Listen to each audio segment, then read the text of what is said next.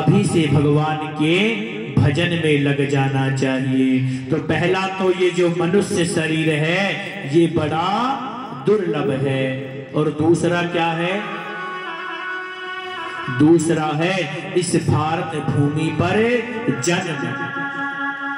हाथ जोड़ के निवेदन करें, ये जो भारत की भूमि है इसके कण कण में प्रभु का वास है। हम विदेश में यत्र तत्र कहीं भी जन्म ले लेते, वहां संपत्ति तो है लेकिन वहां पर संस्कार नहीं है और शिक्षा नहीं है। वहां पर भौतिक सुख तो है लेकिन वहां शांति नहीं है। यदि शांति की कहीं अनुभूति करनी है, शांति यदि तुम्हें प्राप्त करनी है तो भगवान के इस भारत भूमि पर ही मिलेगी। इसलिए कहा गया है कि स्वर्ग से सुंदर यह धरती जहां जन्म लिए भगवान, मेरा भारत देश महान, मेरा भारत देश महान। स्वर्ग से सुंदर यह धरती जहां जन्म लिए भगवान, मेरा भारत देश महान, मेरा भारत देश महान, महान। वृंदावन के धाम को देखो, गाय चरावत प्रभु जी को देखो। वृंदावन के धाम को देखो, गाय चरावे प्रभु को देखो। गीता और पुराण को देखो, रामचरितमानस को देखो। गीता और पुराण को देखो, रामचरितमानस को देखो। जहाँ बजाई श्याम ने मुरली, जहाँ बजाई श्याम ने मुरली, वही है ये ब्रजधाम मेरा,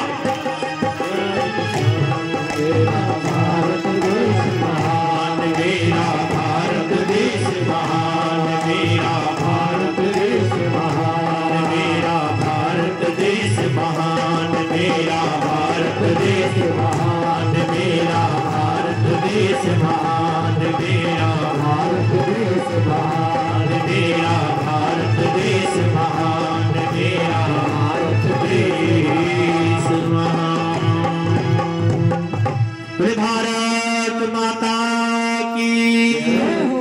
तो दूसरा इस भारत भूमि पर जन्म, ये भी देव दुर्लभ है। क्यों कि गायन्ति देवा किल गीत गानी, और धन्यास्तु ते भारत भूमि भागा। ऊपर से देवता आपस में बात करते हैं और कहते हैं धन्यास्तुते भारत भूमि भागा।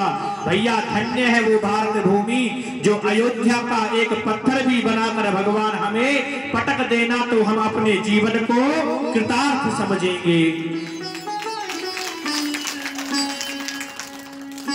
कहते हैं भगवान अयोध्या की उस सरयू की एक मछली बनाकर रख देना, उसमें भी हमें राजी हैं हम उसी में जिसमें तेरी रजा है, उसमें भी रह लेंगे, लेकिन देना तो इस भारत भूमि पर ही जन्म देना ताकि हम भगवान का भजन कर सके। और तीसरा है ये रामचरितमानस की कथा। ये जो कथा है ये भी कोई साधारण नहीं है, ये भी देव दुर्लभ है। हम आप सभी लोग बड़े भाग्यशाली हैं मैयाओं। हमें भी पता है कि इतनी अब तो प्राय क्या है ना कि सर्दी का समय तो जाता जा रहा है और गर्मी हावी होती जा रही है। इतनी दूर पैदल चल के आए हैं महाराज, थोड़ी तो थकावट हो ही जाती है। उसके बाद कथा में बैठा दिए सीधे तो प्यास भी लग रही है। पर भूख भी लग रही है। पर एक बात बताएं, ये जो भूख है ना, ये तो फिर लगेगी, ये प्यास है ये तो फिर लगेगी। अरे ऐसा कुछ अमृत पी लो तो फिर कुछ पीने की आवश्यकता रहेगी ही नहीं। कहते हैं ना कि लोग पीते हैं पी पी के गिरते, और हम तो पीते हैं गिरते नहीं है। हमने पिया है भक्ति का प्याला, तो जाम पीने की फुर्सत नहीं है। कि भैया जब इस भक्ति का प्याला पी लोगे ना, तो फिर संसार का पदार्थ पीने की आवश्यकता ही नहीं रहेगी। आप लोग परम सौभाग्यशाली हैं। ये जो आपने अपने सिर के ऊपर कलश को धारण किया है, ये कलश कोई साधारण कलश नहीं है। ये कलश क्या है? देखो, इस हमारे सनातन में कहा गया है कि अकेले कलश की पूजा करने से सभी देवी देवताओं का पूजन हो जाता है। क्यों? शास्त्र में कहते हैं कि कलशस्य मुखे विष्णु, कलश के मुख में भगवान विष्णु का निवास है। कलशस्य मुखे विष्णु कंठे रुद्र समाश्रिता, और कंठ में भगवान शिव का निवास है। कंठे रुद्र समाश्रिता, मूले अस्तस्थितो ब्रह्मा, और मध्य मातृगणा स्मृता, मूल में ब्रह्मा का और मध्य में मातृकाओं का निवास होता है। मध्य तु मातृका स्मृता, कुक्षो तु सागरा सर्वे, सप्तदीप वसुंधरा, ऋग्वेद यजुर्वेद सामवेद अथर्वणा, अंगश्च यत्र सावित्री, शांति पुष्टि करी तथा, आयन्तु मम पूजां च दूरिरक्षय कारका। समस्त नदियों का बताया है। गंगा च यमुना चैव गोदावरी सरस्वती, नर्मदे सिंधु कावेरी, जलेस्मिन् सन्निधिं कुरु। सारे तीर्थों का बताया गया है। अयोध्या मथुरा माया, काशी कांची अवंतिका, पुरी द्वारावतीश्चैव, सप्तैते मोक्षदायका, सप्त मोक्षदायिनी पुरियों का निवास बताया गया है। और उस कलश को सबको आवाहित करने के बाद अपने सर में सिरोधार्य करके सभी देवताओं की परिक्रमा करने के बाद इस कथा में यदि लाकर रखते हैं, और जिसने कलश उठाया है 7 दिन 9 दिन बैठकर भगवान के इस चरित्र को सुनेंगे, तो हम दावे के साथ कहते हैं निश्चित आपके जीवन में समृद्धि और भगवान का आशीर्वाद प्राप्त होगा ही होगा। तो ये जो कथा है ये कोई साधारण कथा नहीं है। और जिसने मनुष्य का रूप धारण कर लिया, जिसने मनुष्य का देह धारण कर लिया, और उसके बाद यदि उसने भगवान का भजन नहीं किया, तो समझ लीजिए उसका जीवन व्यर्थ है। गोस्वामी तुलसीदास जी कहते हैं कि जे हरि कथा सुनई नहीं काना, जे हरि कथा सुनई नहीं काना, जे हरि कथा सुनई नहीं काना, जे हरि कथा सुनई नहीं काना, श्रवण रंध आहि भवन समाना,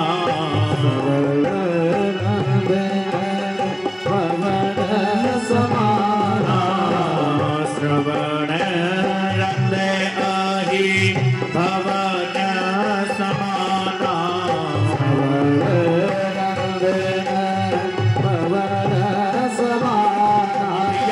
जिसने अपने जीवन में हरि की कथा को श्रवण नहीं किया, उसके जो ये कान हैं वो अहि भवन, अहि किसे कहते हैं? सर्प को, और सर्प के कान, सर्प का घर कौन सा होता है?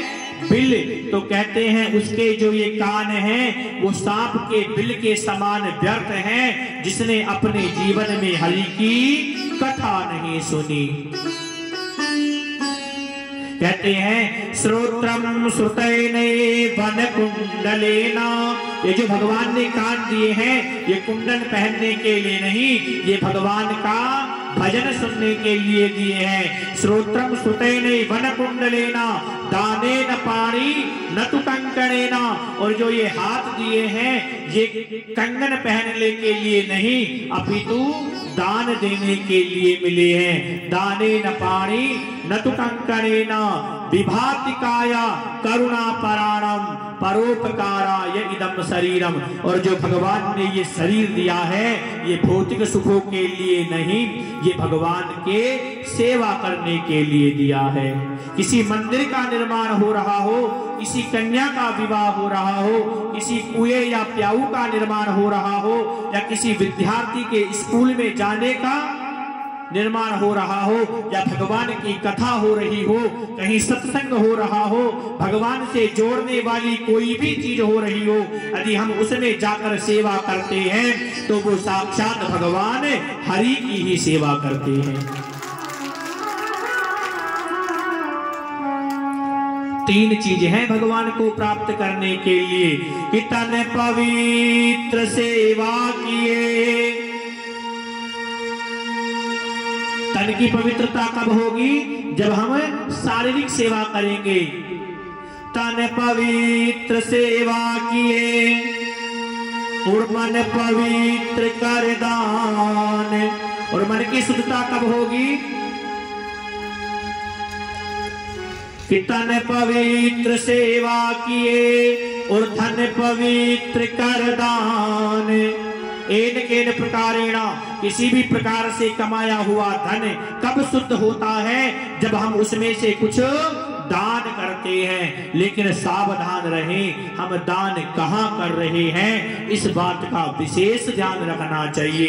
यदि ऐसे व्यक्ति को हम दान कर रहे हैं जो ले जाकर हमारे पैसे से जुआ खेल रहा हो, मदिरा का पान कर रहा हो, तो ऐसे दान की सार्थकता नहीं कही गई है।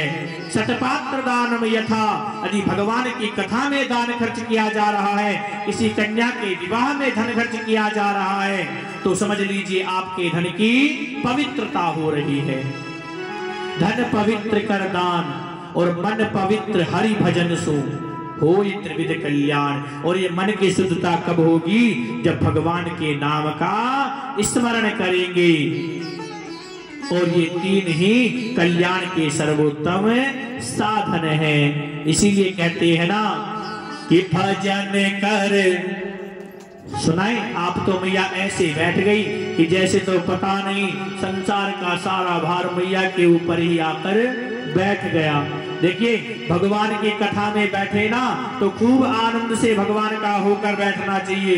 और भगवान से कह देना चाहिए, अब सौंप दिया इस जीवन का सब भार तुम्हारे हाथों में। अब सौंप दिया इस जीवन का सब भार तुम्हारे हाथों में। अब सौंप दिया इस जीवन का सब भार तुम्हारे हाथों में। अब सौंप दिया इस जीवन का सब भार तुम्हारे हाथों में है। जीत तुम्हारे हाथों में है, हार तुम्हारे हाथों में है। जीत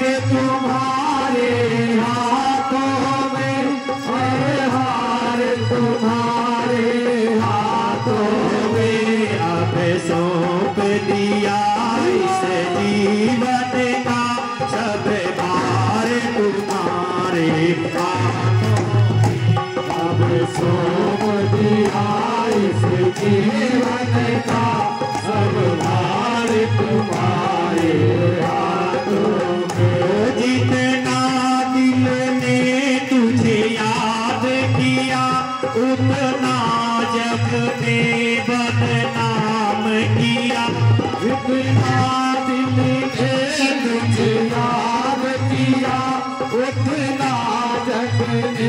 बदनाम तेरा। जितना दिल ने तुझे याद किया उतना जग ने बदनाम किया। जितना ने तुम्हें याद किया उतना जग ने बदनाम किया। अब होनी और ना होनी तुम अब सौंप दिया तेरे हाथों में। अब सौंप दिया इस जीवन का सब भार तुम्हारे हाथों में। सब भार तुम्हारे हाथों में दीनानाथ आपके हाथों में। सब भार तुम्हारे हाथों में दीनानाथ तुम्हारे हाथों में। अब सौंप दिया इस जीवन का सब भार तुम्हारे हाथों में। अब सौंप दिया इस जीवन का सब भार तुम्हारे हाथों में। जय राधे राधे गोविंद गोविंद राधे राधे गोविंद गोविंद राधे। जय राधे राधे गोविंद गोविंद राधे राधे राधे गोविंद गोविंद राधे।